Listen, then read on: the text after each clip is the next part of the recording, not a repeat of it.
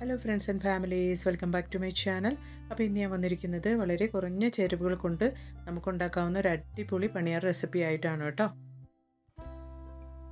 അപ്പോൾ വളരെ ഈസി ആയിട്ട് വളരെ പെട്ടെന്ന് തന്നെ നമുക്ക് എങ്ങനെ ഈ പണിയാരം ഉണ്ടാക്കിയെടുക്കാമെന്നുള്ളതൊന്ന് നമുക്ക് കണ്ടുനോക്കാം കേട്ടോ.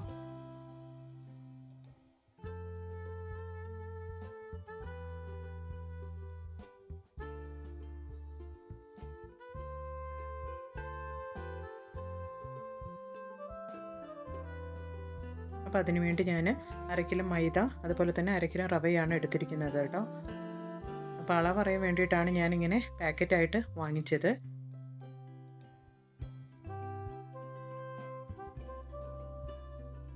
അപ്പോൾ നമുക്ക് റവയും മൈദയും ഒരു പാത്രത്തിലേക്ക് ഇട്ട് കൊടുക്കാം കേട്ടോ.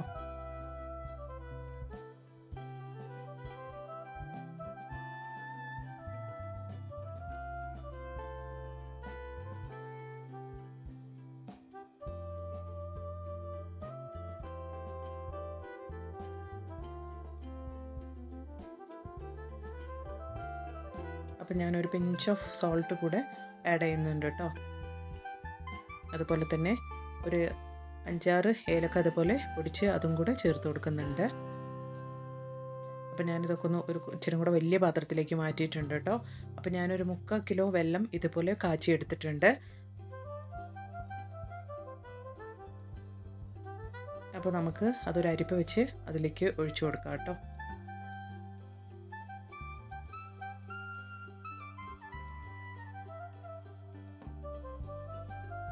അപ്പോൾ എല്ലാം കൂടെ നമുക്ക് നന്നായിട്ടൊന്ന് മിക്സ് ചെയ്ത് കൊടുക്കാം.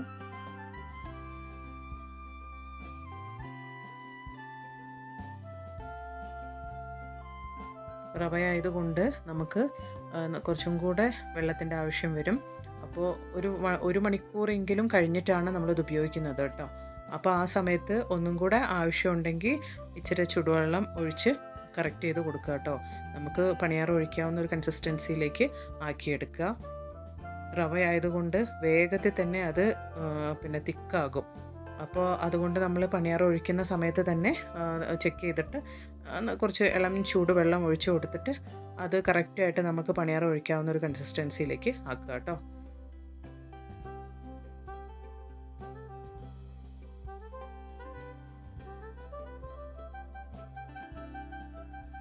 അപ്പോൾ ഇതാ നമ്മുടെ പണിയാറ് ബാറ്റർ ഇവിടെ റെഡി ആയിട്ടുണ്ട്. അപ്പോൾ നമുക്കിതൊരു 1 അവർ മാറ്റി വയ്ക്കാം കേട്ടോ.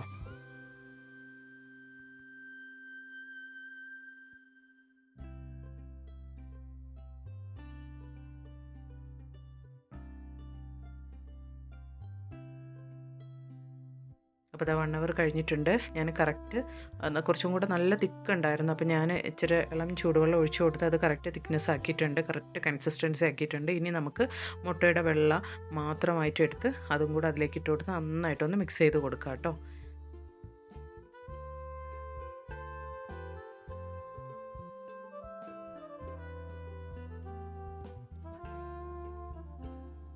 നന്നായിട്ട് മിക്സ് ചെയ്ത് കൊടുക്കുക. ഇപ്പം ഞാൻ ഇച്ചിരി തേങ്ങ ഇതേപോലെ ചെറുതായിട്ട് അരിഞ്ഞ് അത് ഒന്ന് നെയ്യിലിട്ട് വറുത്ത് അതും കൂടെ അതിലേക്ക് ഇട്ട് കൊടുക്കുന്നുണ്ട്.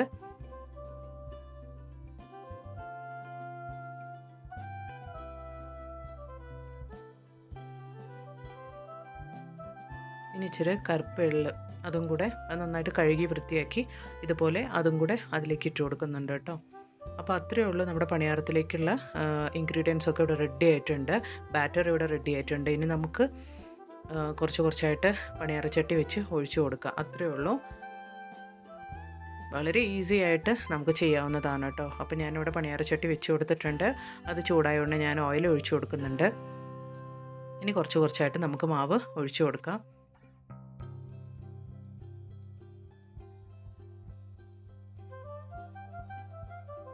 അപ്പോൾ വളരെ പെട്ടെന്ന് തന്നെ നമുക്ക് ഇൻസ്റ്റൻ്റായിട്ട് വീട്ടിൽ തയ്യാറാക്കാവുന്ന ഒരു അടിപൊളി റെസിപ്പിയാണ് കേട്ടോ ഈ പണിയാർ റെസിപ്പി.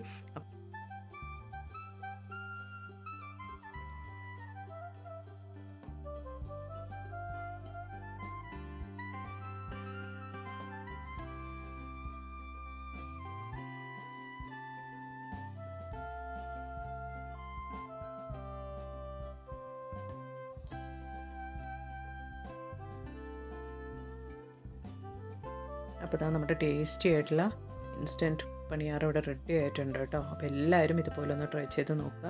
എന്നിട്ട് നിങ്ങളുടെ അഭിപ്രായങ്ങളൊക്കെ ഒന്ന് കമൻറ്റ് ബോക്സിലിട്ട് അറിയിക്കുക കേട്ടോ.